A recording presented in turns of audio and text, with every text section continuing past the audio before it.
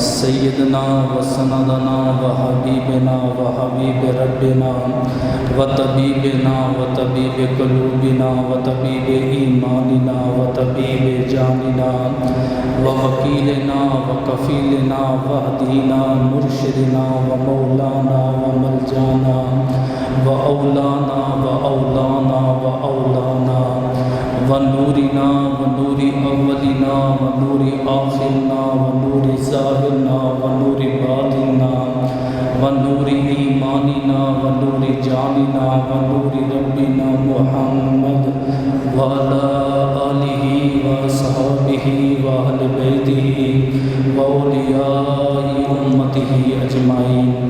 اعوذ باللہ السمیع العلیم و سلطان القدیم من الشیطان الرجیم، بسم اللہ الرحمن الرحیم۔ قال اللہ تبارک و تعالی فی شان القرآن المجید والفرقان الحمید والبرہان الرشید ان اشکر لی ولوالدیک۔ قال النبی صلی اللہ علیہ وآلہ وسلم الوالد اوسط الابواب الجنہ۔ قال النبی صلی اللہ علیہ وآلہ وسلم اذا نظر ولد الى نظرہ نظرۃ رحم بكل نظرۃ حجۃ مبرور۔ صدق اللہ العظیم۔ بندہ پروردگارم امت احمد نبی دوست دارم چار یارم تابع اولاد علی مذہب حنفیہ دارم ملت حضرت خلیل خاک پائے غوث اعظم زیر سایہ ہر ولی۔ ان اللہ و ملائکتہ یصلون علی النبی یا ایھا الذین آمنوا صلوا علیہ وسلموا تسلیما۔ اللہم صلی علی سیدنا و مولانا محمد وعلی آل سیدنا و مولانا محمد وبارک وسلم وصلی علیہ۔ الصلاۃ والسلام علیک یا سیدی یا رسول اللہ وعلی آلک و صحابک یا سیدی یا حبیب اللہ۔ الصلاۃ والسلام علیک یا سیدی رحمۃ للعالمین و خاتم النبیین شفیع المذنبین انیس الغریبین شمس العارفین احمد مجتبیٰ جناب محمد مصطفیٰ کے دربار کو ہر بار دربار میں ہدیتاً تحفتاً عقیدتاً محبتاً نذراناً درود شریف پڑھنے کے بعد دعا گو ہوں کہ میرا پڑھنا اور آپ کا سننا اللہ پاک اپنے دربار لم یزل میں قبول و منظور فرمائے۔ اللہ پاک امام الانبیاء کے وسیلہ جلیلہ سے ہم تمام مسلمانوں کو اپنے گھر بیت اللہ اور گنبد خضرا کا دیدار نصیب فرمائے۔ حضرت صلی اللہ تعالی علیہ وآلہ وسلم نے ارشاد فرمایا اگر گھر میں بیٹا ہو یا بیٹی ہو وہ صبح صبح اپنے والدین کی زیارت کے لیے جائیں، نہ مانگنے کے لیے جائیں نہ کوئی فریاد لے کر جائیں، صرف اس لیے اپنے والدین کے پاس جائیں کہ ہم نے والدین کی زیارت کرنی ہے۔ اللہ کے رسول نے فرمایا الا فتح اللہ لہ بابین، اللہ تبارک و تعالیٰ ایسی اولاد کے لیے جنت کے دروازوں کو کھول دیتا ہے۔ دوسری حدیث پاک میں حضور علیہ السلام نے ارشاد فرمایا بیٹا اپنے باپ کو دیکھے اور نگاہ رحمت سے دیکھے، پیار سے دیکھے، محبت سے دیکھے۔ جب وہ ایک بار دیکھتا ہے اللہ پاک اسے ایک مقبول حج اور ایک مقبول عمرے کا ثواب عطا فرماتا ہے۔ اس صحابی رسول نے عرض کی یا رسول اللہ اگر بیٹا یا بیٹی ایک دن میں اپنے والدین کو 360 مرتبہ دیکھیں، پھر آپ نے فرمایا ایک دن میں اگر 360 مرتبہ بھی دیکھیں گے اللہ 360 حج اور 300 سال مقبول عمرے کا ثواب عطا فرمائے۔ اللہ پاک اپنی عظیم الشان کتاب قرآن پاک فرقان حمید برہان رشید میں عظمت والدین کا ذکر فرما رہا ہے۔ ماہ مبارک ماہ ذوالقعدہ ہے، اور ذوالقعدہ کا معنی بنتا ہے بیٹھنے والا مہینہ، آرام کرنے والا مہینہ۔ اسے بیٹھنے والا مہینہ اس لیے کہتے ہیں، اہل عرب اس مہینے میں نہ تجارت کرتے تھے، نہ نکاح کرتے تھے، نہ خرید و فروخت کرتے تھے، نہ گھروں سے باہر جاتے تھے، نہ سفر کرتے تھے، نہ ہجرت کرتے تھے، اپنے گھر میں بیٹھ کر اور حج کا انتظار کرتے تھے۔ اس لیے اس کو ذوالقعدہ یعنی بیٹھنے والا مہینہ کہا گیا۔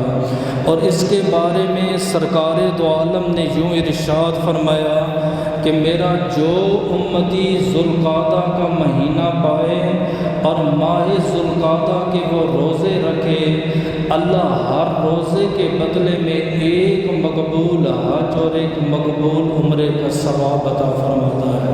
پھر فرمایا جب میرا امتی روزے کی حالت میں ہوتا ہے، وہ اپنے منہ سے ایک سانس نکالتا ہے، اللہ پاک ہر سانس کے بدلے ایک ایک غلام آزاد کرنے کا ثواب عطا فرماتا ہے۔ پھر اللہ کے رسول نے ارشاد فرمایا جس نے یہ مہینہ پایا اور 4 رکعت نوافل یوں ادا کیے کہ سورہ فاتحہ کے بعد 33 مرتبہ سورہ اخلاص پڑھی، یعنی پہلی رکعت میں آپ نے سورہ فاتحہ کو پڑھا، اس کے بعد 33 مرتبہ سورہ اخلاص کو پڑھا، دوسری رکعت بھی یوں پڑھنی ہے، تیسری بھی یوں پڑھنی ہے، چوتھی بھی یوں پڑھنی ہے۔ عرض کی آقا اس کا ثواب کتنا ہے؟ آپ نے فرمایا جب قیامت کے دن خدا کے دربار میں پیش ہوگا، اس کا چہرہ ایسے چمک رہا ہوگا جیسے آسمان پہ 14ویں رات کا چاند چمکتا ہے۔ میں نے جو قرآن کریم میں سے چاند لفظ تلاوت کرنے کا شرف حاصل کیا ہے، اللہ ارشاد فرماتا ہے انشکر لی والدیک، میرا بھی شکر ادا کرو اور اپنے والدین کا بھی شکر ادا کرو۔ اور بہت سارے کم علم اور نادان لوگ وہ ہیں جو قرآن پاک میں ایسا لفظ دیکھتے ہیں جو خدا کے لیے بھی بولا جائے اور نبی کے لیے بھی بولا جائے، وہ اسے معاذ اللہ شرک اور اللہ کے ساتھ برابری سمجھتے ہیں۔ وہ کہتے ہیں بھئی یہ شان اللہ کی ہے، آپ نبیوں پر یہ شان باندھ رہے ہو، یہ شان اللہ کی ہے، آپ اولیاء کو یہ شان دے رہے ہو۔ ہم انہیں سمجھانے کے لیے اس آیت کا سہارا لیتے ہیں کہ اللہ پاک کہتا ہے میرا بھی شکر ادا کرو اور اپنے والدین کا بھی شکر ادا کرو۔ شکر کا لفظ اللہ نے اپنے لیے بھی استعمال کیا اور والدین کے لیے بھی استعمال کیا۔ علماء فرماتے ہیں معنی مختلف ہیں، جب ایک لفظ خدا کے لیے بولا جائے معنی اور ہوگا، نبی کے لیے بولا جائے معنی اور ہوگا، ولی کے لیے بولا جائے معنی اور ہوگا، عام بندوں کے لیے بولا جائے معنی اور ہوگا۔ قرآن پاک میں کئی مقام پہ اللہ پاک نے اپنے آپ کو رؤوف بھی کہا ہے، اپنے آپ کو رحیم بھی کہا ہے، اپنے آپ کو کریم بھی کہا ہے، اپنے آپ کو غنی بھی کہا ہے۔ اور قرآن پاک میں اللہ پاک نے نبی کو رؤوف بھی کہا، رحیم بھی کہا، کریم بھی کہا، غنی بھی کہا۔ تو اب کیا معنی ہوگا جب ہم اللہ کو رؤوف اور رحیم کہیں گے؟ معنی یہ ہوگا کہ اسے نہ کسی نے رؤوف بنایا ہے، نہ ہی اسے کسی نے رحیم بنایا ہے، وہ ذاتی طور پر رؤوف بھی ہے، رحیم بھی ہے۔ اور جب ہم نبی کو رؤوف اور رحیم کہیں گے، معنی یہ ہوگا کہ جو کچھ میرے مصطفیٰ کے پاس ہے، جو کچھ میرے مصطفیٰ کو ملا ہے، وہ میرے رب نے عطا کیا ہے۔ اسی طرح جو شکر کا لفظ ہے جب رب کے لیے بولا جائے گا تو معنی یہ ہوگا کہ ہمیں اس نے سانس دی، زندگی دی، جسم دیے، آنکھ دی، اعضاء دیے، یعنی جو کچھ بھی ہمیں ملا ہے وہ خدا نے خود سے دیا ہے، کسی سے لے کر نہیں دیا۔ اس لیے اللہ فرماتا ہے میرا شکر ادا کرو۔ آگے فرمایا والدین کا بھی شکر ادا کرو۔ کیوں؟ اے اللہ سب کچھ تو نے دیا، شکر تیرا کرنا چاہیے، والدین کا کیوں؟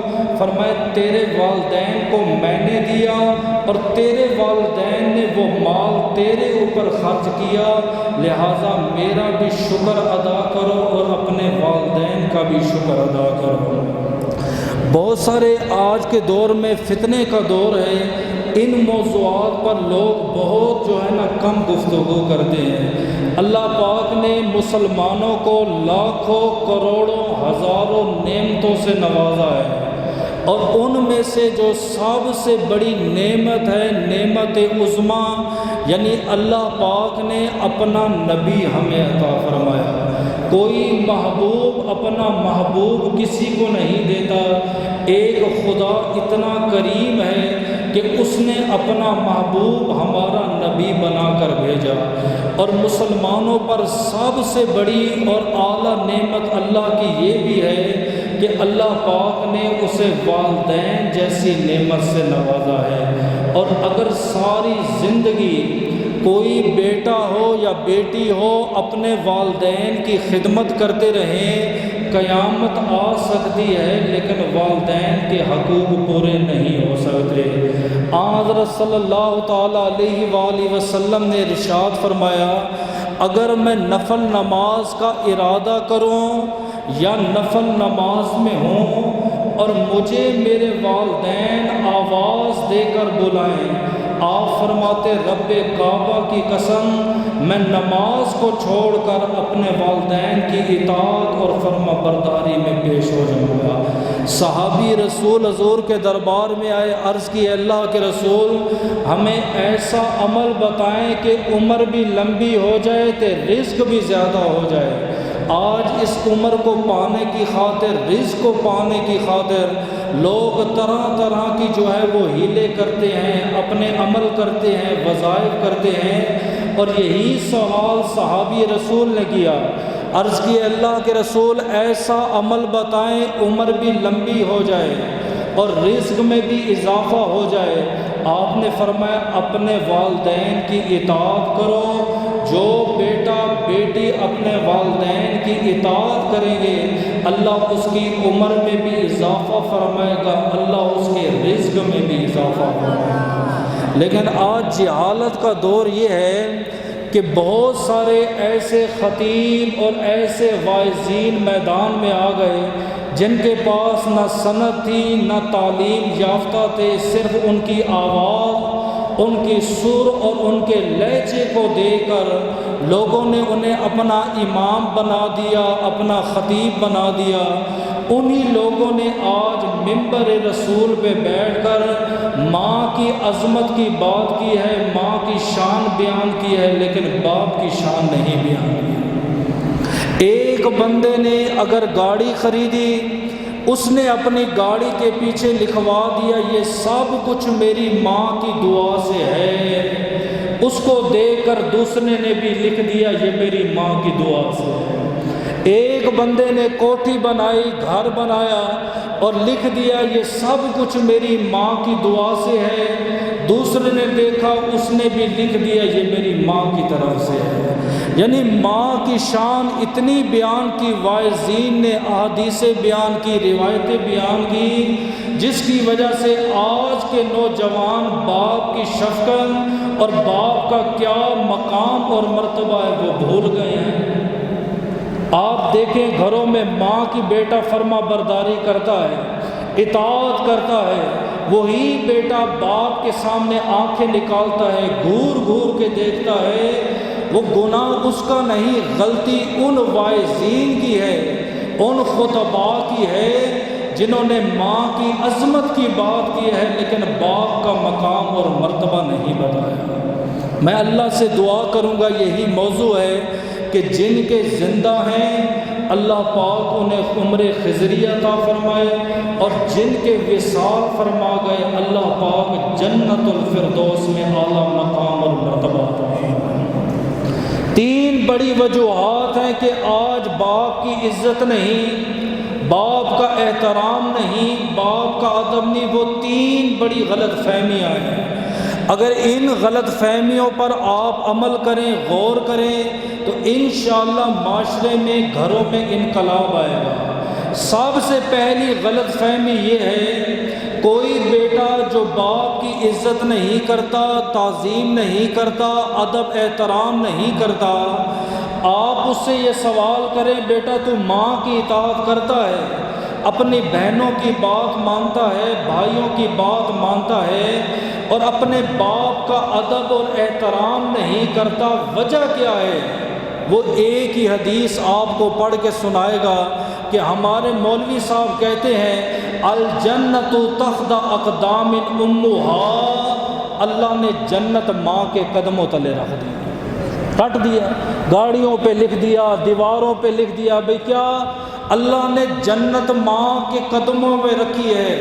اب اس نے یہ ذہن بنا دیا کہ معاذ اللہ میں ساری زندگی باپ کا مجرم رہوں، بہنوں کا میں حق کھا لوں، بھائیوں کا میں حق کھا لوں، میں کسی کے ساتھ جتنا بھی برا کروں ماں کے ساتھ اچھا رہوں گا، کیونکہ اللہ نے میری جنت میرے ماں کے قدموں تلے رکھی۔ اس نے یہ حدیث یاد کر لی کہ ماں کے قدم تلو جنت ہے، لیکن اسی نبی کی دوسری حدیث ہے، آپ نے فرمایا الوالد اوسط الابواب الجنہ، تیری جنت ماں کے قدموں میں ہے تو تیرا باپ جنت کا دروازہ ہے۔ سمجھ آئی؟ کہ جنت حاصل کرنے کے لیے دروازے سے اندر آنا ضروری ہے، اور جنت ایک نہیں، جنتیں 8 ہیں، اور 8 جنتوں کے دروازے بھی موجود ہیں۔ بلا تمثیل یہ مسجد ہے، اگر اس کا دروازہ بند ہو آپ میں سے کون یہاں پہ آئے گا؟ جب دروازہ کھلے گا آپ اس مسجد میں داخل ہوں گے۔ علماء فرماتے ہیں باپ جنت کا دروازہ ہے، باپ جنت کا دروازہ ہے، جنت تیری ماں کے قدموں تلے ہے، پہلے باپ کو راضی کر پھر خدا تجھے جنت عطا فرمائے۔ ایسا نہیں ہے، یہ ذہن سے نکال دو یہ حدیثیں۔ ایک حدیث پڑھتے ہو دوسری کیوں بھول جاتے ہو؟ پھر ایک اور حدیث پاک ہے اس کا سہارا لیتے ہیں کہ جی ایک صحابی رسول آئے، انہوں نے اللہ کے رسول سے فریاد کی آقا میری خدمت کا زیادہ حقدار کون ہے؟ آپ نے فرمایا تیری ماں۔ آقا میری خدمت کا زیادہ حقدار کون ہے؟ آپ نے فرمایا تیری ماں۔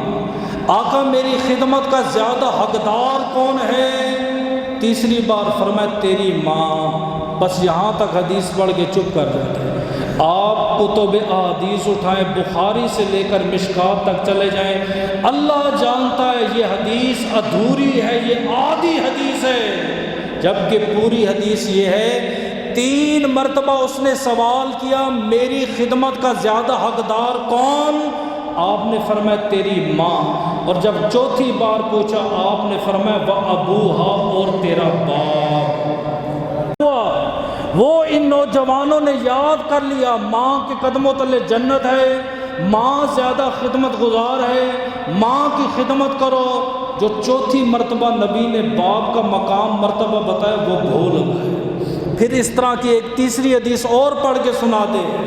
وہ حدیث یوں ہے کہ اللہ کے رسول نے ارشاد فرمایا کہ ایک صحابی رسول آ گئے، انہوں نے کہا آقا میں جہاد پہ جانا چاہتا ہوں، وہ فہرست لائیں اور اس فہرست میں میرا نام تحریر فرما دیں۔ آپ نے فرمایا تیری ماں زندہ ہے؟ قال نعم یا رسول اللہ، ہاں وہ زندہ ہے۔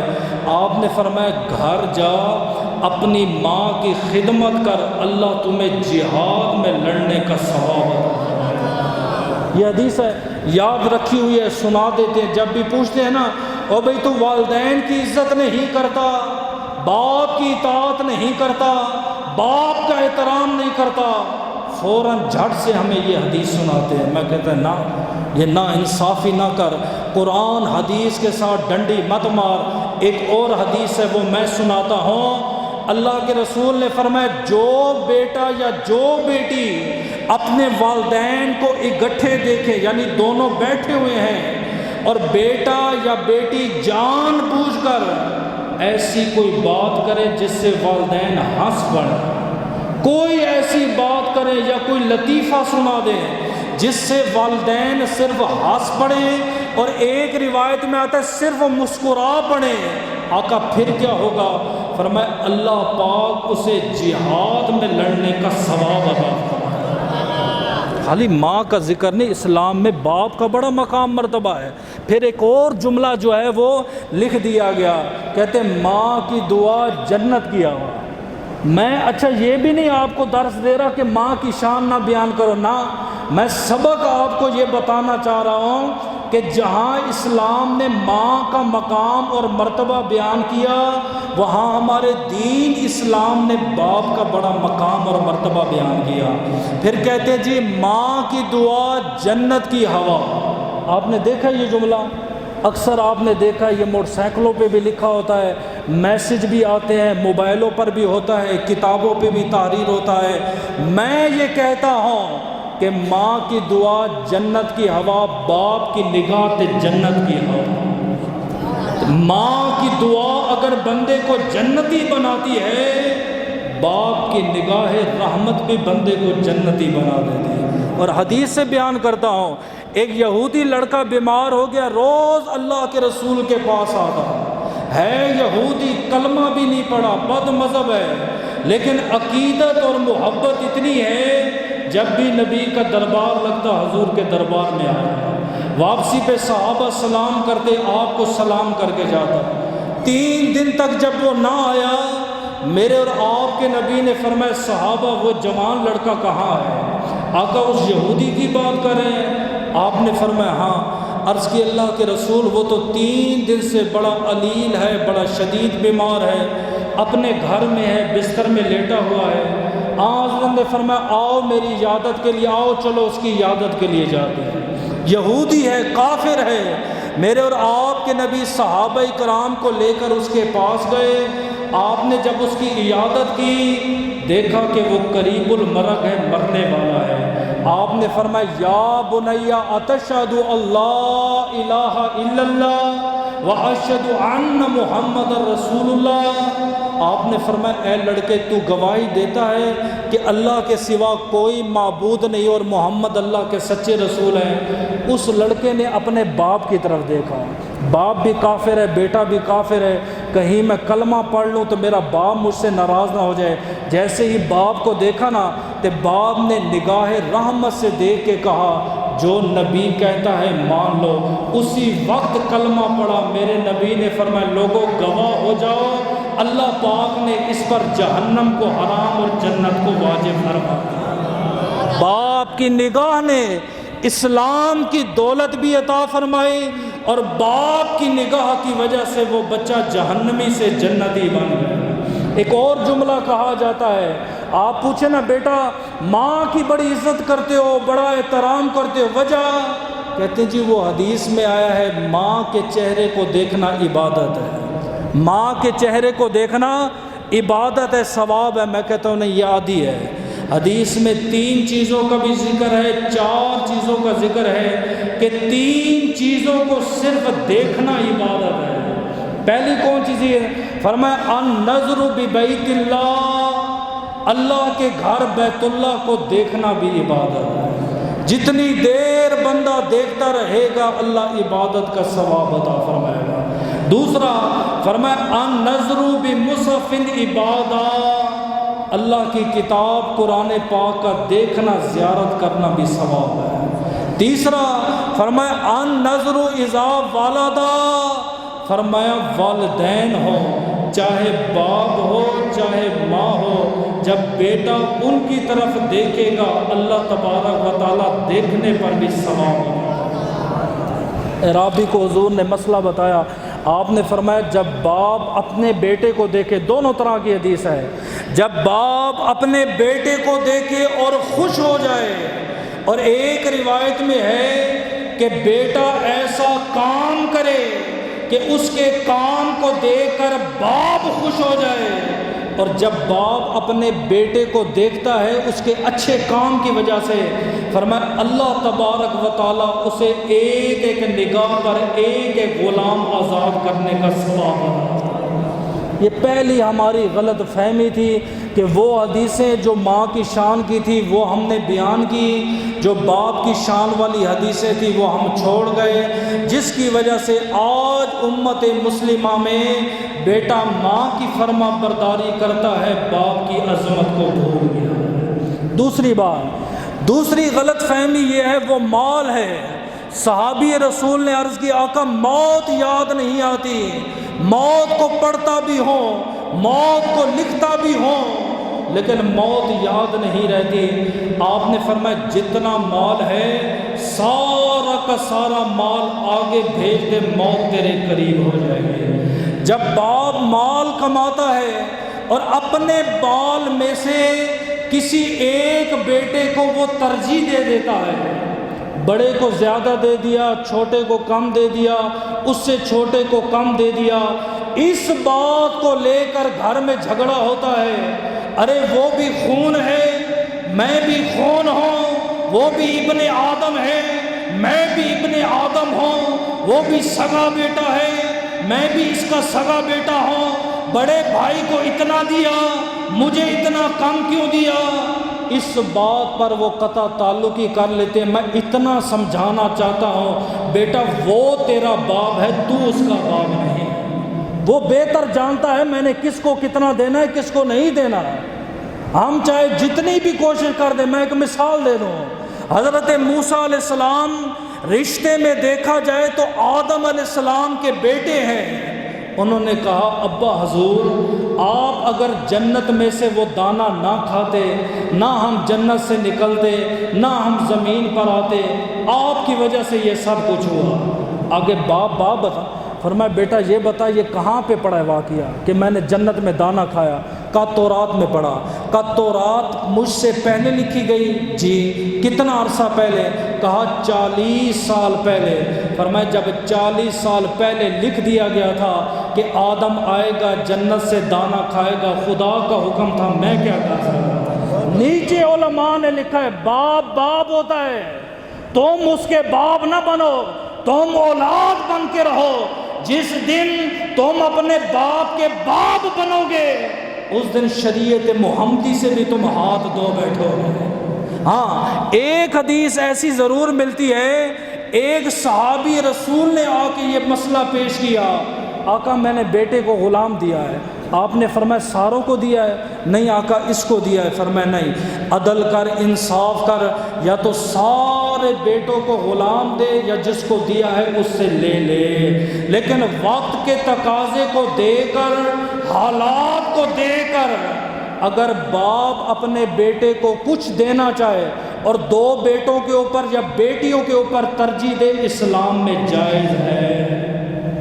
پھر کیا ہوتا ہے اگلی بات جس کی وجہ سے دوسرا جھگڑا، جس دن یہ بیٹا کمانے کے لائق ہو جاتا ہے، یعنی 4 پیسوں کا یہ مالک بن جاتا ہے، یہ سمجھتا ہے میرا باپ محتاج ہے، میرا باپ میرا نوکر ہے، یہ تو میرے بغیر نہ کھا سکتا ہے نہ میرے بغیر کما سکتا ہے، اور اگر غلطی سے ماں باپ میں سے کوئی اس کے مال میں سے 1 درہم یا دینار خرچ کر دے، اس بات پہ وہ اپنے گھر سے چھوڑ کے چلا جاتا ہے، بیوی بھی لے گیا، بچے بھی۔ کیوں؟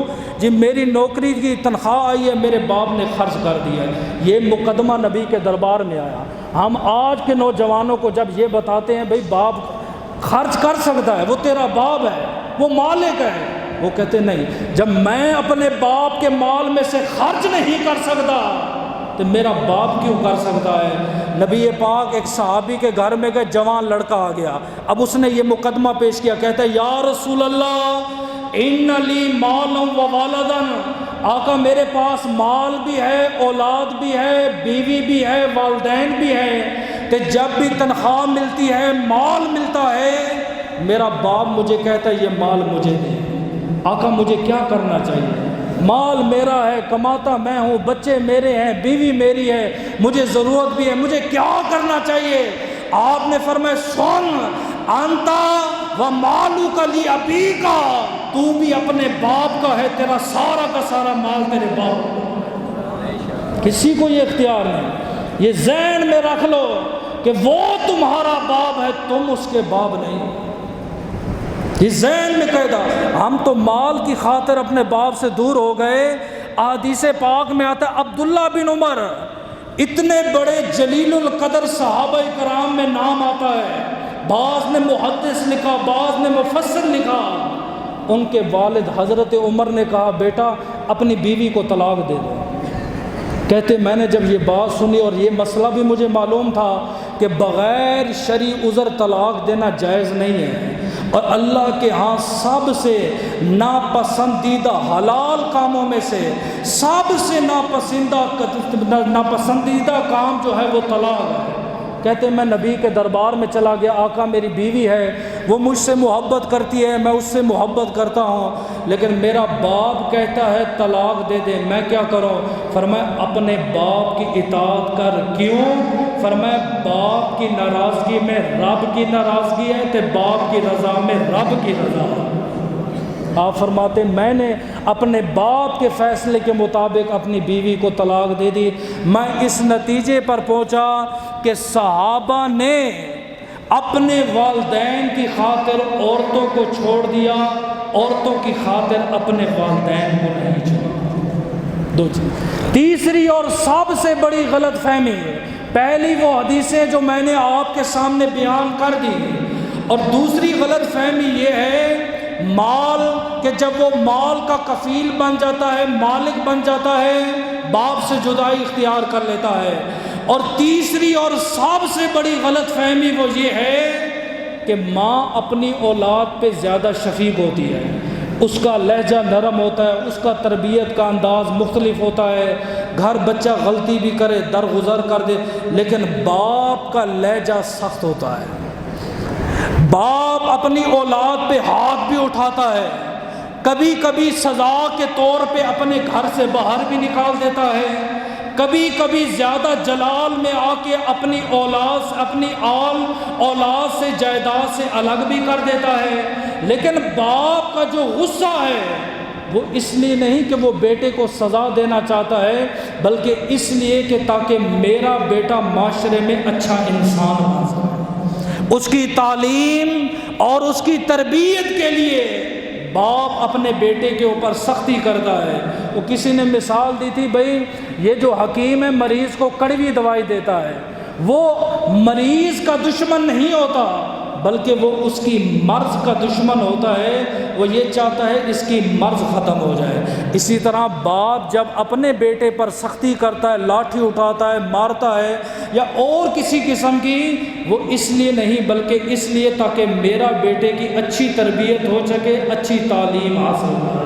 اس بات کو بھی لوگ بھول جاتے ہیں، اتنی باپ کی قربانیاں ہیں وہ ساری کی ساری بھول جاتے ہیں۔ جنید بغدادی کی آپ تاریخ پڑھ کے دیکھیں، یہ جنید بغدادی جو تھا یہ ایک پہلوان تھا۔ بادشاہ نے اعلان کر دیا بھئی کئی سالوں سے کشتی نہیں ہوئی، آج جو میرے میدان میں میرے پہلوان جنید سے لڑے گا اتنے درم دینار ایڈوانس دوں گا تو اتنے کشتی لڑنے کے بعد دوں گا۔ ایک باپ نے یہ اعلان سنا، 3 گھر میں بچے ہیں، یہ باپ کی شفقت اور باپ کی رحمت بھی دیکھو، عظمت ماں کی بات کرتے ہو کبھی باپ کا مقام بھی تو پڑھو۔ ایک بوڑھے باپ نے اعلان سنا، حسنی حسینی سید ہے، عمر 70 سال سے زیادہ ہے، میدان میں اتر پڑا، کہا بادشاہ میں تیار ہوں۔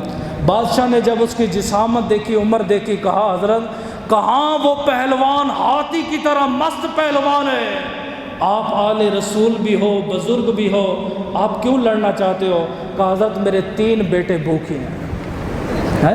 تیرا باپ تو گھر سے چلا جاتا ہے، تجھے کیا خبر وہ کیسے کما کے لاتا ہے، اس کے خون پسینے کی محنت ہے نا۔ کہا ابھی ایڈوانس دے دو، جب کشتی ہوگی باقی بعد میں دے دینا۔ چاند پیسے لے کر کھانا خریدا، بچوں کا پیٹ پالا۔ جس دن کشتی ہوئی میدان لگا ہوا تھا، بڑے بڑے پہلوان اور بڑے بڑے لوگ موجود تھے۔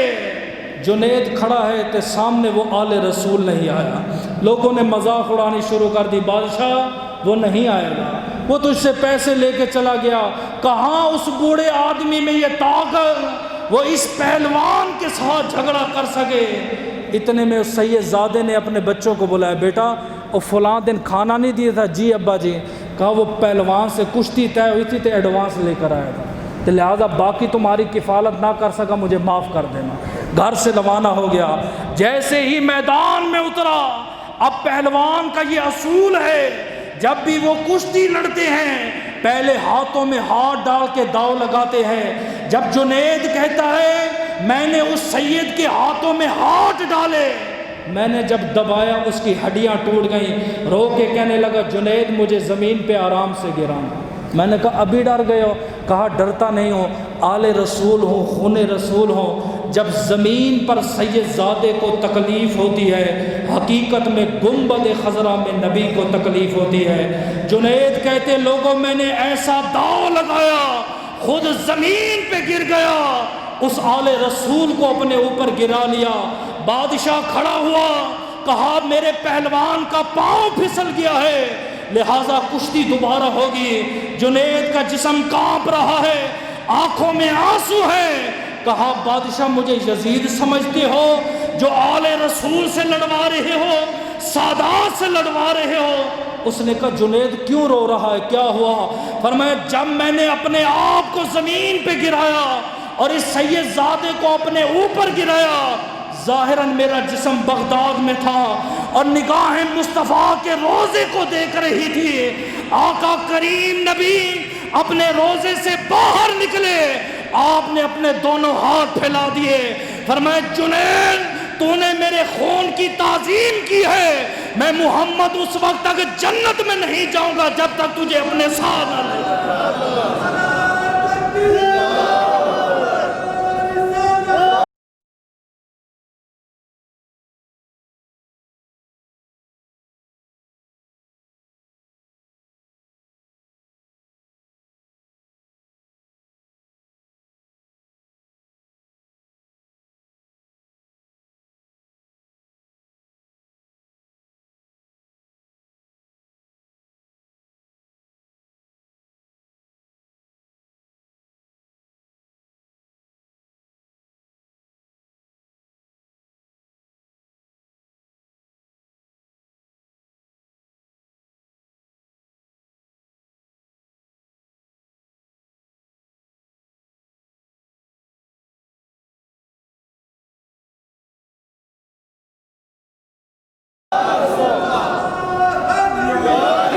یہ بھی ایک باپ تھا جو اپنی اولاد کی خاطر میدان میں اتر گیا۔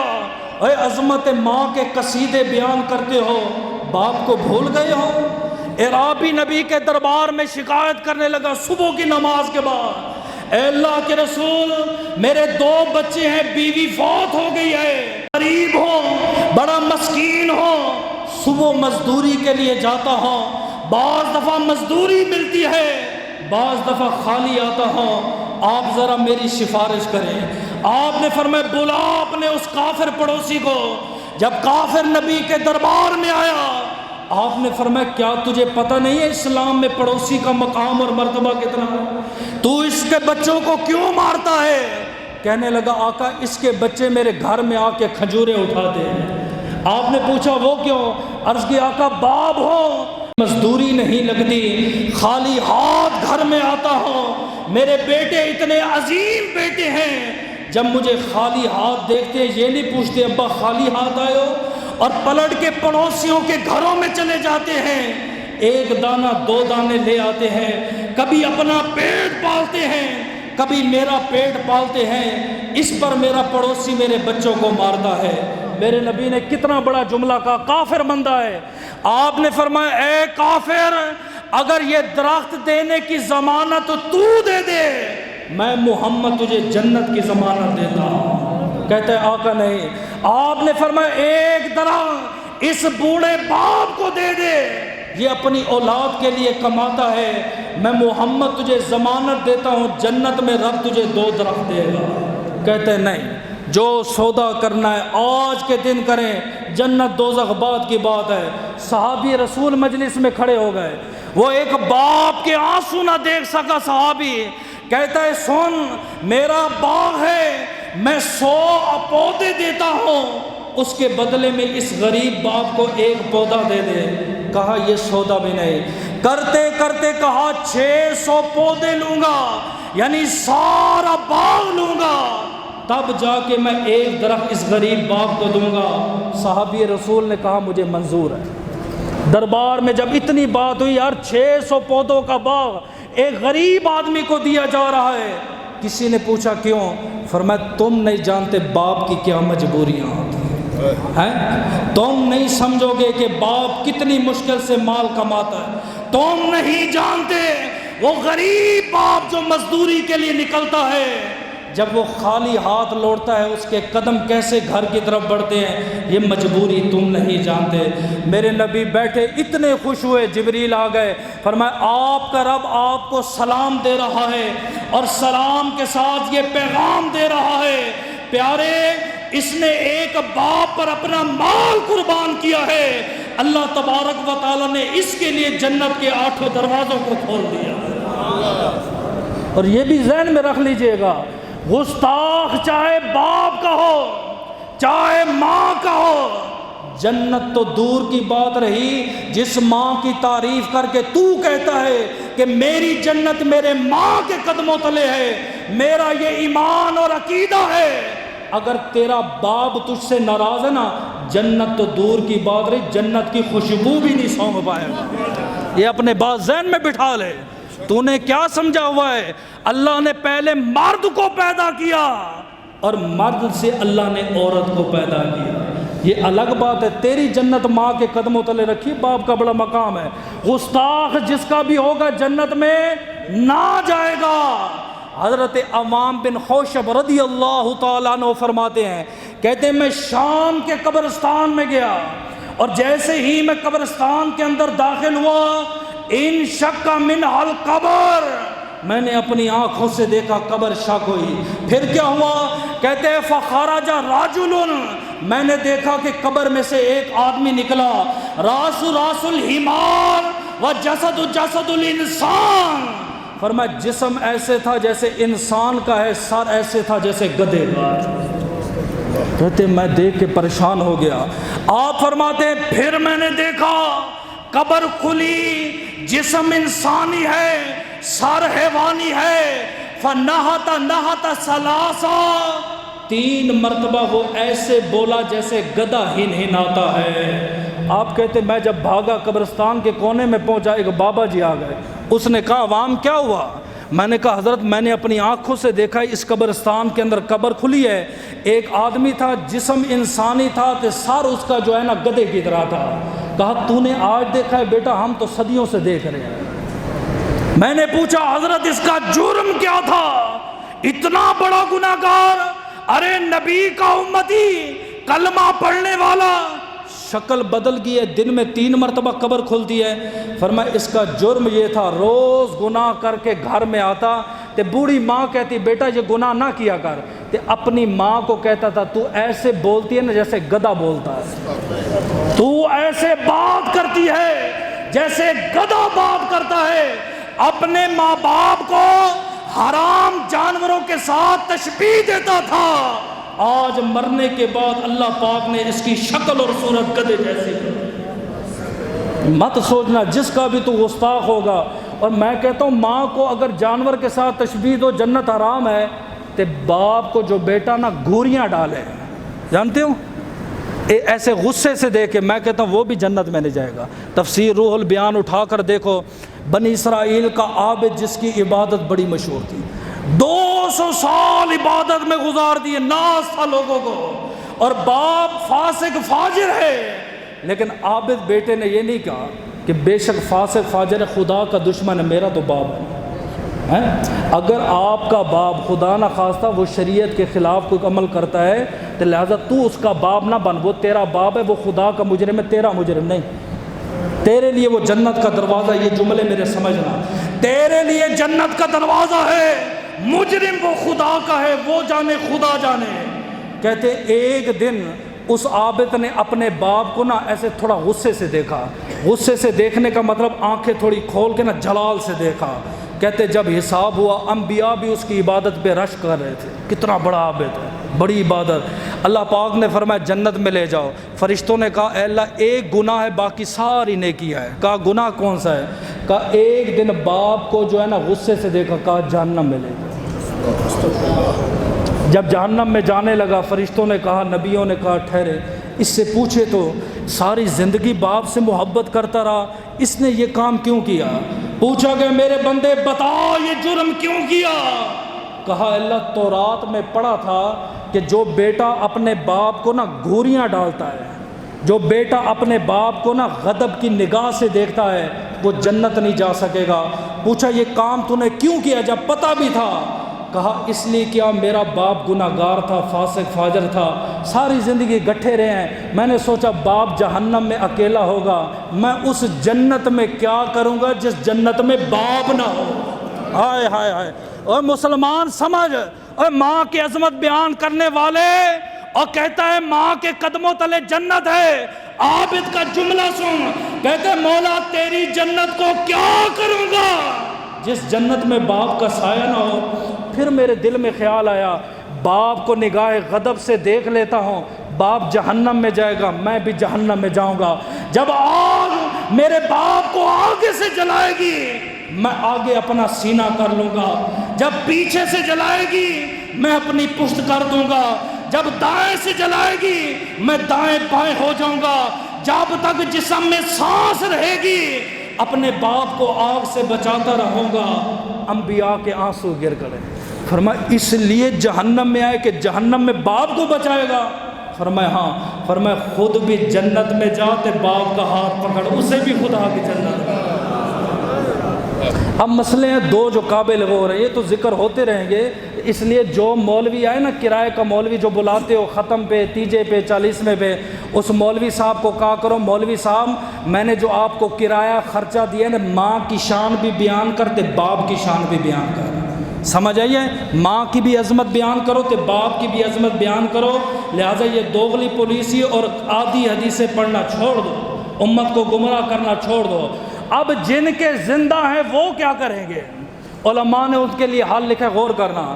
فرمایا اپنے والدین کی اطاعت فرما برداری، ان کی جو خوشی ہے اس خوشی کو اپنی خوشی بنائے، ہر وہ کام کرے جس سے وہ خوش ہوتے ہیں، ہر وہ کام چھوڑ دیں جس سے انہیں تکلیف ہوتی ہے۔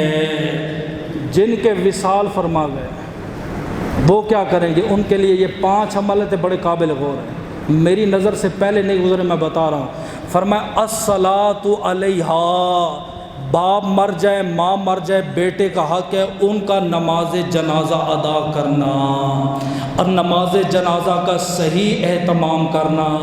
دوسرا یہ اعزاز سنیوں کو حاصل ہے، والاستغفار لہا، ان کے لیے استغفار کرنا یعنی اصال ثواب کرنا۔ کیوں؟ فرمایا بہت سارے والدین ایسے ہوں گے زندگی میں نیکی کوئی نہیں کی ہوگی لیکن قیامت کے دن پہاڑوں کے برابر نیکیاں ہوں گی، پوچھیں گے اللہ یہ نیکیاں کہاں سے آئیں؟ فرمایا استغفار ولد لکا، تمہارے مرنے کے بعد تمہاری اولاد تمہارے لیے استغفار کرتی رہے گی۔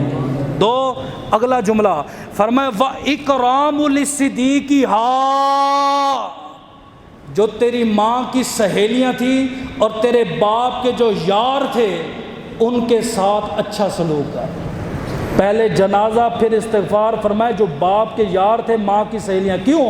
حضرت عبداللہ بن عمر مکہ سے آ رہے تھے، ایک اعرابی بدو آ گیا، آپ نے وہ حمل والا حمار گدھے پہ بٹھا لیا، پھر فسلم علیہ السلام کیا، پھر فآتاہ الامامہ، اپنا امامہ دے دیا۔ امامہ دینا اہل عرب میں بہت بڑے اعزاز کی بات ہے، تو لوگوں نے اعتراض کیا حضرت اتنے بڑے عالم ہو، اس اعرابی کو سلام ہی کافی تھا، آپ نے امامہ بھی دیا، سواری پہ بٹھایا، وجہ فرمایا اس کا باپ میرے باپ کا یار تھا، تو میرے نبی نے کہا ہے جب باپ کی روح راضی رکھنے چاہتے ہو تو اس کے باپ کے جو یار ہیں ان کے ساتھ اچھا سلوک کرو، تیرے باپ کی روح تجھ سے جو ہے وہ راضی ہو۔